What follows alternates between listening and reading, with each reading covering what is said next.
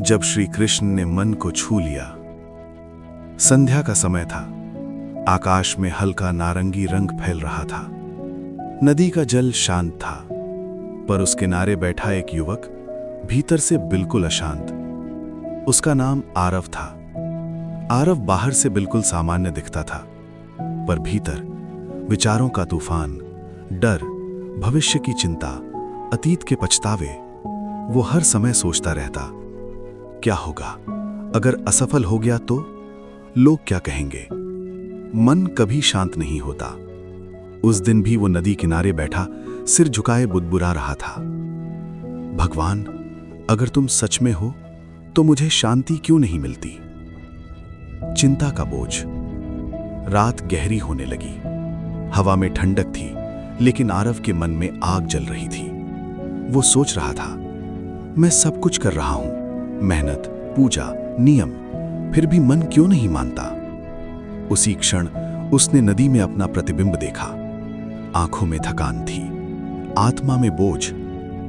तभी किसी ने पीछे से बहुत ही मधुर स्वर में कहा, जिस मन को तुम जीतना चाहते हो उसे सुनना भी सीखो। आरव चौंक गया।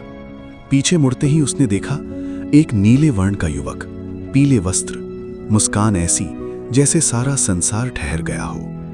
हाथ में बांसुरी थी। आरव का हृदय कांप उठा। उसकी आंखों से आंसू बहने लगे। वो फुसफुसाया, कृष्ण? श्री कृष्ण मुस्कुराए, हां आरव, पर मैं वही हूं जो हर युग में आता हूं जब मन बहुत भारी हो जाता है। आरव गिर पड़ा उनके चरणों में। प्रभु, मैं बहुत थक गया हूं। मन शांत नहीं होता, चिंता पीछा ही नहीं छोड़ती। कृष्ण ने उसे उठाया। उनका स्पर्श जैसे किसी ने भीतर जमा वर्षों का बोझ हल्का कर दिया हो। उन्होंने कहा, चिंता भविष्य की कल्पना है और शांति वर्तमान की अनुभूति। मन की समस्या। कृष्ण आरव को नदी के पास ले गए। जल की ओर संकेत करके बोले, इस नदी को देखो, ये कहीं रुकती नहीं, पर अशांत भी नहीं होती। आरव बोला, पर प्रभु, मेरा मन तो हर बात पर अटक जाता है।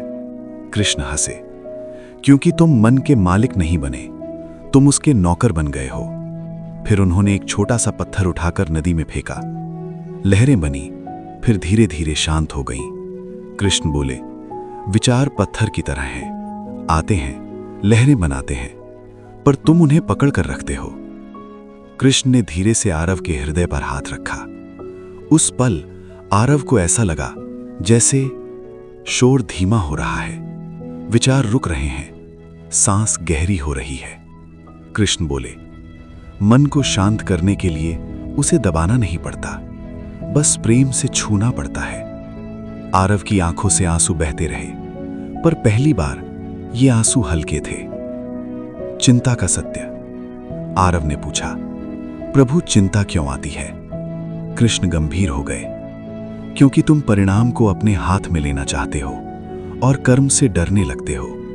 फिर उन्होंने गीता की पंक्ति को सरल शब्दों में कहा, तुम्हारा अधिकार केवल कर्म पर है, फल पर नहीं। जब तुम फल छोड़ देते हो, मन अपने आप शांत हो जाता है।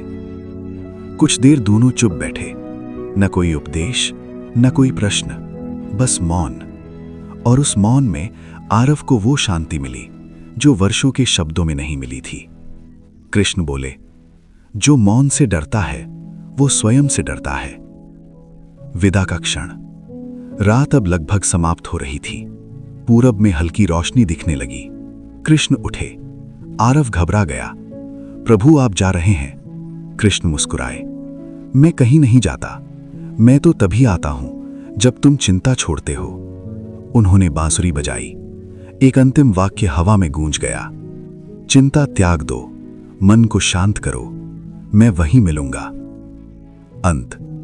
अगली सुबह आरव वहीं बैठा था। सब कुछ वैसा ही था, पर मन नहीं।